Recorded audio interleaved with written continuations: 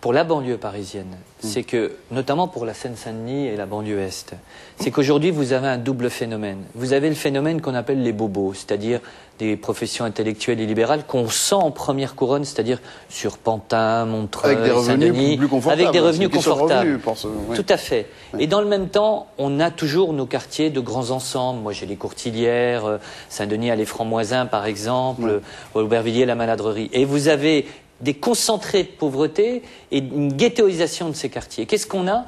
On prend le risque aujourd'hui d'avoir une ville qui est complètement coupée en deux, entre des quartiers de grands ensembles, des quartiers de logements sociaux et des quartiers centres qui se sont boboisés. Et au milieu, notre classe moyenne, qu'est-ce qu'elle fait ? Elle s'en va.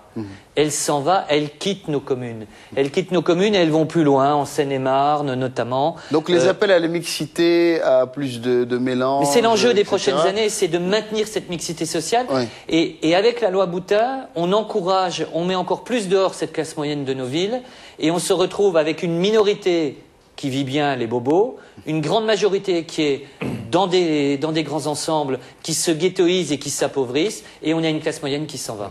Et ça, c'est l'enjeu. Il faut mettre ça en échec. Il faut que nos villes gardent leur classe moyenne dans les années qui viennent.